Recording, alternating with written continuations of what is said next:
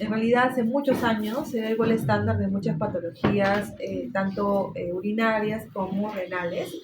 Fue la primera prueba de imagen que se realizó en pacientes con cólico renal o con sospecha alta de litiasis renal o de las vías urinarias.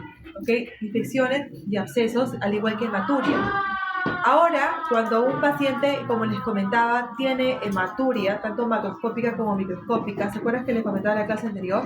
Lo ideal es encontrar las causas urológicas. Y dentro de esas causas urológicas está la litiasis o los cánceres renales o de las vías urinarias.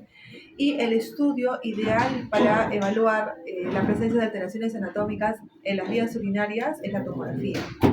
Cuando nosotros tenemos, por ejemplo, una paciente con cólicos renales y sospechamos de cálculos o litiasis, la ecografía tiene una limitante. Si bien es cierto, te ayuda mucho a ver cuál es la densidad y cuáles son las morfologías del riñón, pero cuando hablamos de litiasis solamente se evalúan los cálculos probables en el riñón, pero no en las vías urinarias. Es por ello que en las guías, aún ahora, indican que dentro de los exámenes que se le pide a un paciente, tanto con hematuria o con sospecha de litiasis, es la urotem. ¿Okay? Cuando tienes una hematuria, por ejemplo, utilizas el urotem, pero también utilizas la cistoscopía. Es parte del pool de exámenes que se toman en un paciente con hematuria. Siguiente, por favor. Bien, entonces evaluamos el riñón básicamente en general, o sea, evaluamos la anatomía, pero también podemos evaluar el árbol vascular, o sea, la alteración de la función y la perfusión. Cuando usamos o evaluamos la parte vascular decimos que es un angiotem o angiotomografía, que es una tomografía de los vasos, ¿ok? Y los patrones excretorios que pueda tener. Entonces tenemos una tomografía convencional que lo utilizamos sin contraste, que permite la visualización de los cálculos. Saben que tanto como una radiografía, una tomografía, es sin contraste para evaluar los cálculos, porque de por sí el cálculo es hiperintenso o hiperintenso. Cuando hablamos de tomografía, a diferencia de la resonancia, ¿hablamos de hiperdensidad o hiperintensidad? ¿Ah? No sé, cuando hablamos de tomografía, ¿qué decimos? Densidad. Cuando hablamos de resonancia, Intensidad. Okay. Entonces, tenemos que, lo utilizamos sin contraste si queremos evaluar la precisión de cálculos. Tenemos varias fases. Tenemos la fase de las vías del riñón hasta la excreción, para evaluar cualquier alteración anatómica del riñón. Tenemos una fase precoz que dura de 12 a 15 segundos luego de administrar el contraste, que es la evaluación arterial. Tenemos la fase arteriovenosa, que es de 25 a 30 segundos, que evaluamos la masa renal. Eso es cuando hablamos, es básicamente para evaluar el tema vascular. La fase nefrográfica, que es de 90 a 100 segundos, y la fase excretora, que es de 3 a 10 minutos, con la evaluación del urotelio, los cálices mayores, cálices menores. ¿Recuerdan ustedes que les había comentado que obviamente el riñón es un panículo de vasos? Entonces, si queremos evaluar la masa renal, evaluamos básicamente los vasos. Por eso son las fases del urotem que se pueden utilizar para evaluar la parte arterial y también la parte del parénquima renal. Entonces, la fase precoz, arteria venosa, es por donde va dirigiendo. Ingresa primero por arteria aferente, luego va hacia la masa renal acerca de todos los vasos. ¿Se acuerdan que hemos visto? Las interlobulares, entonces pinta toda la masa renal. La fase nefrográfica y la fase excretoria, que lo que se filtra pues llega a los cálices mayores. Es todo el recorrido que se realiza cuando ingresa el flujo plasmático renal. Siguiente. Entonces, acá tenemos que el urotem, la urografía intravenosa, o sea, ingresa en un medio de contraste. Entonces tenemos la fase simple, la fase arterial, la fase venosa, la fase excretora y la fase tardía. Es un resumen de lo que les comentaba anteriormente. Siguiente. Entonces está la fase simple, cuando ingresa recién el contraste, la fase arterial, se dan cuenta, pinta todos los vasitos y obviamente el riñón está lleno de vasos, entonces llega a la fase nefrográfica también, en la parte inferior. ¿Ven el cuadro? ¿Ok? Y luego de ahí llega la fase excretora, donde vas a evidenciar que está saliendo por los cálices, ¿se dan cuenta? ¿Pueden ver? ¿Tienen esta fase? que está saliendo el contraste por la fase excretora, o sea, por los cálices menores y los cálices mayores. Y siguen pintando todas las vías urinarias, van a evidenciar que va a haber contraste en la vejiga. ¿Ok? Siguiente. Entonces, te ayuda a ver si es un paciente con AKI y una RC. Entonces, lo ideal es que lo que nos interesa es saber cuál es el valor del parénquima renal, ¿cierto? Porque cuando ustedes tienen un paciente con sospecha de enfermedad renal crónica, le piden una ecografía, ¿no es cierto? Entonces, eso básicamente es para ver alteración estructural y parénquima pulmonar o que parénquima renal, y eso te ayuda a ver más o menos el parénquima que debe estar en 14 aproximadamente, porque el menor de eso ya es una enfermedad renal. Entonces, te ayuda mucho a la agudeza así, porque vamos a ver que hay un borde delgado, hipoecogénico o una hidronefrosis. Puede haber esas alteraciones que te puede ver con una sensibilidad del 95% en una ecografía. Te ayuda a ver la cronicidad, la ecografía, porque puede evidenciar si los riñones son pequeños o son grandes, aunque recuerden que hay pacientes con enfermedad renal crónica con riñones grandes. Y si la ecografía no detecta la causa de hidronefrosis, la TEM o la resonancia magnética sin contraste es lo ideal. Y tercero, que permite la ubicación de los riñones para la biopsia y para detectar las complicaciones de la biopsia. La ecografía ahora es un boom. El ecodoppler o la ecografía o el POCUS se utiliza actualmente para poder realizar biopsias, inclusive ecoguiadas. Okay. Siguiente. Cuando tenemos, por ejemplo, una obstrucción unilateral, ya sea por un cálculo o por un cáncer, el primer método igual sigue siendo la ecografía en el riñón, ¿ok? Pero de elección para ver toda la vía urinaria, incluido el riñón, es el Hemproten, porque te va a poder ayudar a saber cuál es el nivel de la obstrucción, ¿ok? Siguiente. Entonces, la calcificación renal y la litiasis renal también habíamos comentado que la TEN, el TEN o el uroten es ideal para ver dónde está ubicado la obstrucción. Podemos ver que hay presencia de calcificación cortical, sí, en una tomografía se evidencia muy bien la necrosis cortical. Encontramos también la calcificación medular, sí, en hipoparatiroidismo primarios también nos ayuda mucho a ver la presencia de esa calcificación con una tomografía.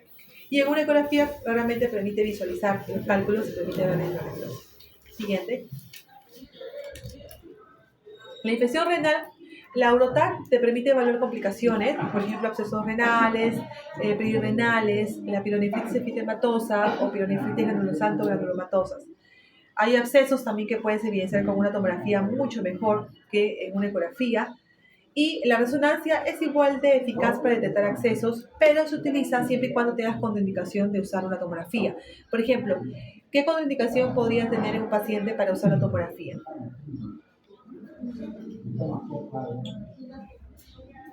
Embarazo. El contraste es importante porque en los pacientes renales se ha demostrado que hay lesión o nefrotoxicidad por contraste. ¿Hay manera de prevenirlo? Sí, definitivamente no es tan frecuente. Ahora antes se creía que sí era muy frecuente el daño renal por el uso de contraste, ahora se ha comprobado que no es así, pero de todas maneras hay un pequeño riesgo y mientras tanto existe ese pequeño riesgo tenemos que tener cuidado con el paciente. Y cuando hablamos de gas, por ejemplo, cuando tenemos un absceso o por anaerobios, lo ideal es una tomografía. Siguiente. Entonces ahí tenemos una pielonefritis, ¿ven? El riñón del lado izquierdo, bueno, en el caso es del derecho, ¿ven? Es una bolsa infecciosa de pus, y tiene gas inclusive, eso lo podemos ver mucho mejor con una tomografía que con una ecografía. Y tenemos también un absceso renal que está delimitado, ¿lo pueden ver? Del lado derecho. ¿Ok? No parece que fuera por anaerobios, porque si fueran anaerobios podríamos ver presencia de gas, pero podemos ver que esta tomografía es ideal para eso, para una pielonefritis o para un absceso renal. Siguiente. Para ver masas renales también es ideal. El ATEM con contraste es un método de lesión para garantizar y diferenciar también las masas renales. Siguiente. Ok, hasta ahí, ¿alguna pregunta de la tomografía? ¿Ninguna que se les ocurre?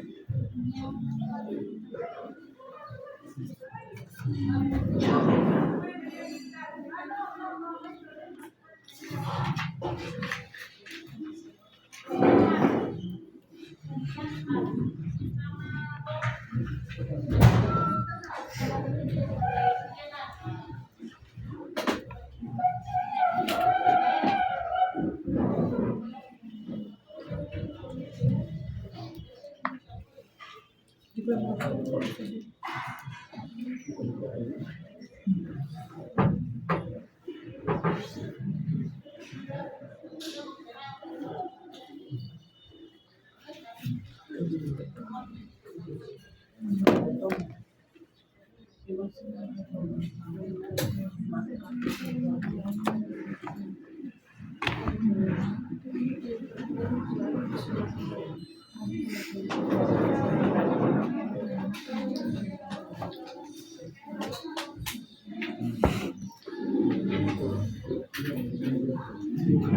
ya.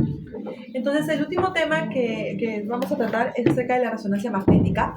Ustedes han escuchado que la resonancia magnética tiene T1 y T2, ¿no es cierto? Entonces, ¿por qué es T1 y T2? Porque se refiere a dos tipos distintos de tiempos de relajación de los protones, porque básicamente aquí tienen mucho o intervienen mucho los protones.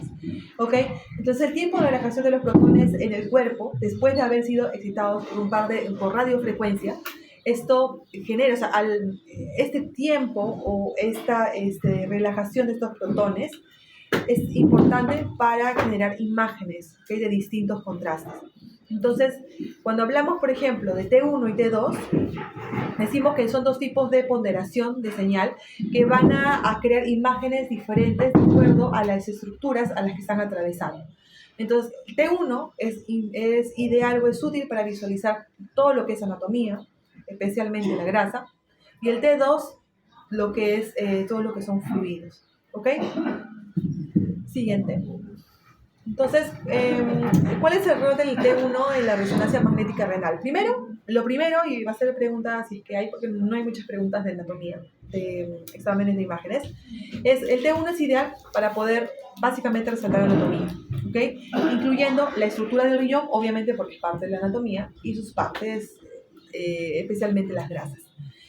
Determinación de masas renales. Las masas renales pueden tener diferentes patrones de señal de T1, lo que nos va a ayudar a diferenciar entre, por ejemplo, masas benignas y masas malignas, así como identificar su composición. Si ese tumor puede ser grasa o sólido. Evaluación de la grasa, como habíamos comentado, anatomía y de la grasa. Son estructuras ricas en grasa, específicamente la grasa perirenal, como la grasa renal periureteral, se visualizan claramente en T1, lo que puede ayudar a evaluar la infiltración tumoral o la obstrucción. Entonces, recuerden que lo que son las masas renales, especialmente que están compuestas por grasa. ¿Ok? Y te ayuda mucho al mapeo. El mapeo T1 va a cuantificar la velocidad de relajación longitudinal de los protones, lo que va a ser muy útil para evaluar la fibrosis renal y el deterioro de la función renal. Entonces, básicamente, y en resumen, el T1 nos ayuda a ver el tema de la grasa y de la parte sólida, la parte renal. Siguiente. En cambio, el T2 lo que va a evaluar mejor van a ser líquidos. Entonces, ¿cuál es la evaluación de líquidos en T2? Destacan los fluidos, el agua del parénquima renal, las vías urinarias, lo que ayuda a evaluar mucho la hidronefrosis. Si bien es cierto, la ecografía es un método ideal para la hidronefrosis, pero no se va a comparar a la tomografía. Entonces, ayuda a ver todo lo que es líquido, especialmente la hidronefrosis, que obviamente es la presencia de líquido obstruido, y lesiones quísticas, porque el quiste está compuesto por agua. Va a haber identificación de algunas patologías, por ejemplo, tumores, cambios inflamatorios, ya que pueden tener patrones de señal característicos de T2 que pueden ser líquidos en su interior.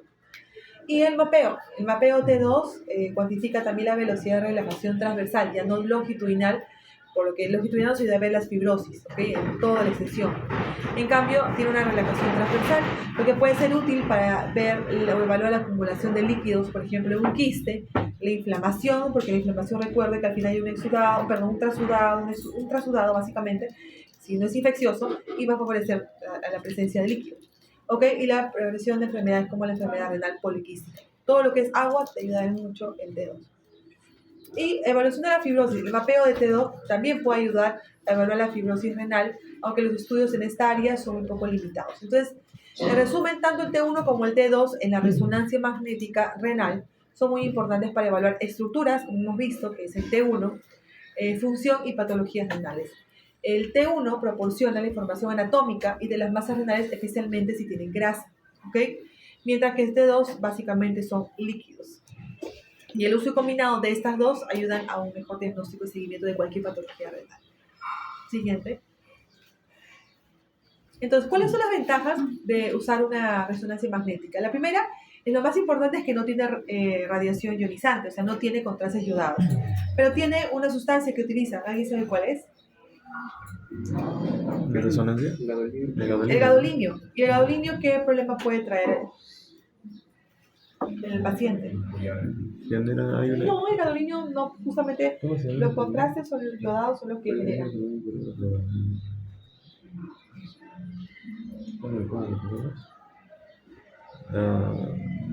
La esclerosis nefrogénica sistémica.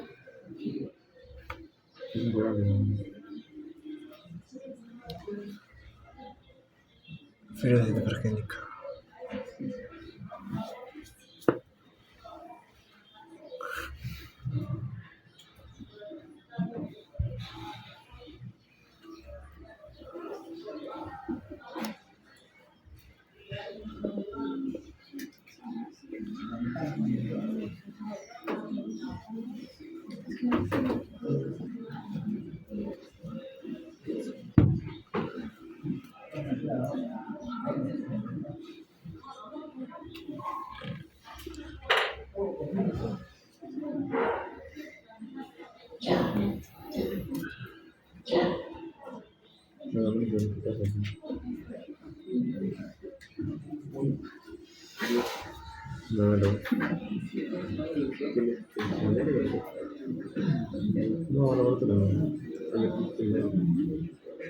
Tiene una excelente resolución anatómica y contraste de tejidos suaves.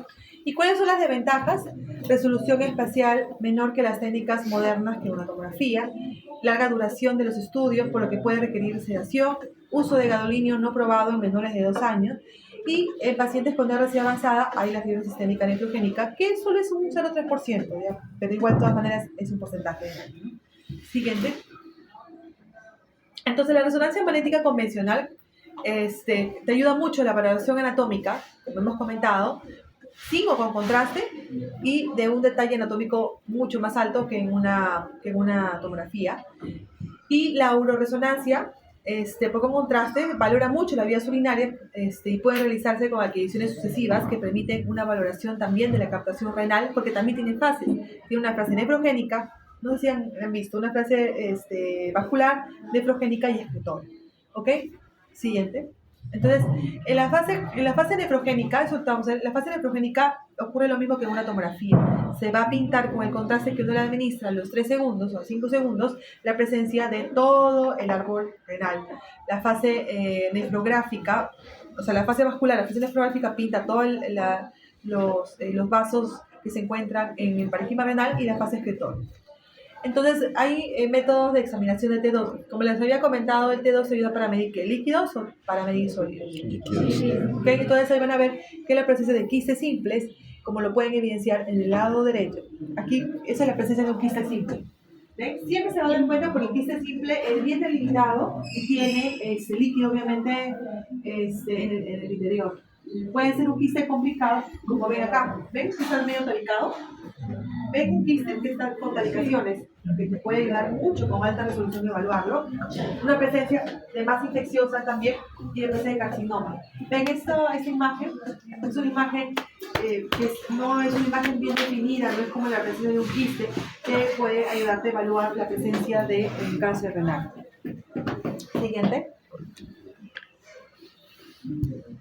Bien, en la resonancia magnética utilizas gadolinio.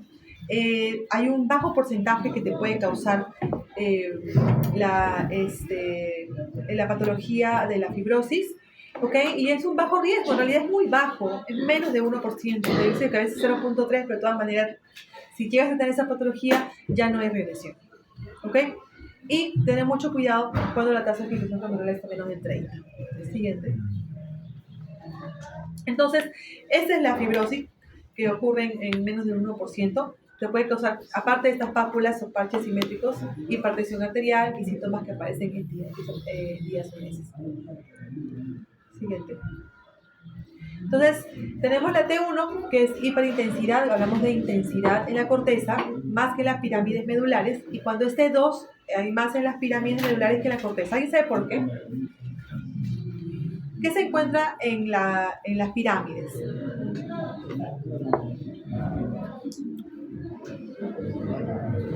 Sé que recolectan los líquidos. Los túbulos, ¿cierto? Ya, cuando yo hablo de corteza, digo, para comenzar, hiperintensidad quiere decir que es de un color blanco, ¿no es cierto? Que cuando vemos de color negro, que es hipointensidad, hasta hipointensidad, sino que es agua. Entonces, cuando yo tengo T1, T1 mide más que Estructuras. más sólidos, y cuando tengo T2 mide más líquido. Entonces quiere decir que hay más hiperintensidad en las pirámides, porque en la corteza se encuentran los glomérulos. Entonces es mucho más hiperintenso en las pirámides porque lo que mide es agua, ¿no es cierto? Y el agua está más en la corteza por los glomérulos. Entonces se inyecta un bolo endovenoso de gadolinio de 0.1 a 0.2.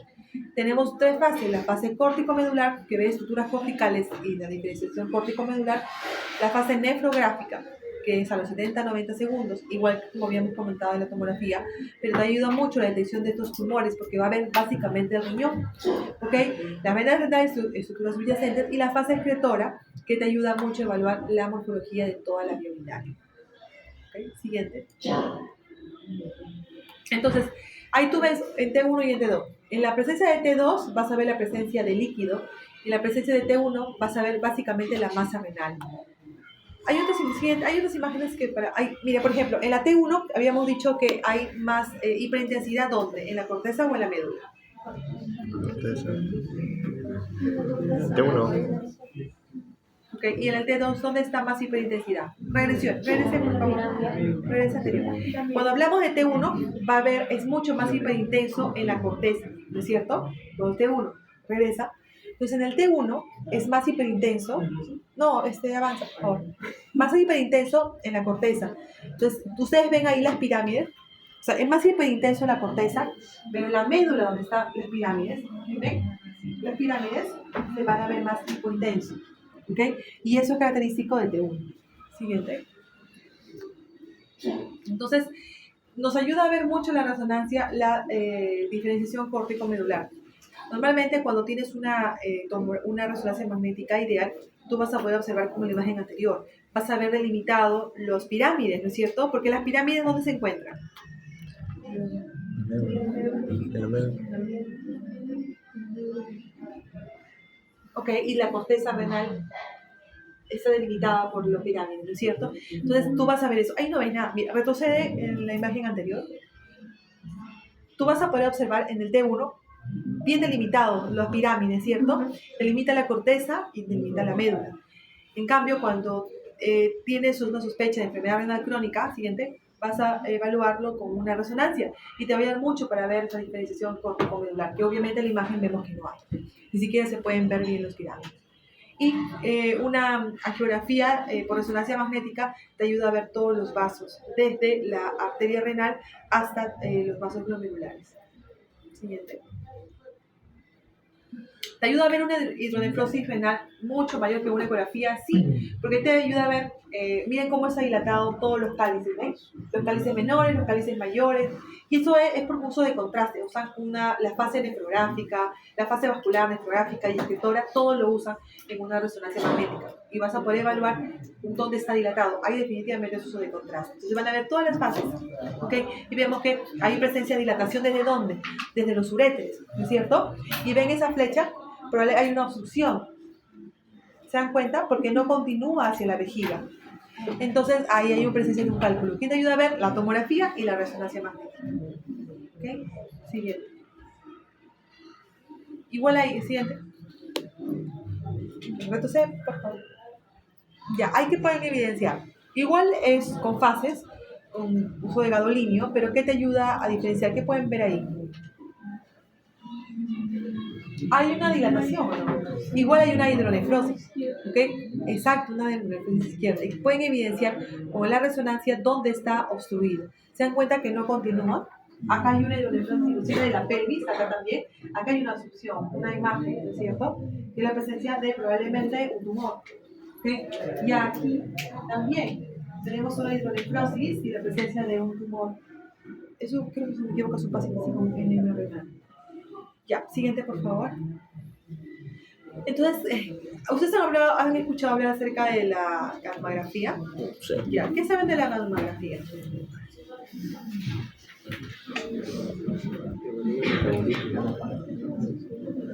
Básicamente la gamografía, en resumen, te ayuda a ver la función renal. O sea, cuando tú tienes un paciente con un daño renal, a veces me han preguntado, ¿pero qué se ha dañado, el riñón izquierdo o el derecho? Y nosotros lo que decimos es, el riñón está dañado en totalidad, o sea, los dos. Cuando tú evalúas la depuración de creatinina en orina de 24 horas, el resultado es el resumen de los dos riñones. Pero cuando tú quieres saber, por ejemplo, en una paciente para trasplante, que está preparada para trasplante, o de pronto quieres saber específicamente cuál es la función renal de cada riñón, ahí utilizas la gamografía. Específicamente el radioradiograma. ¿Okay?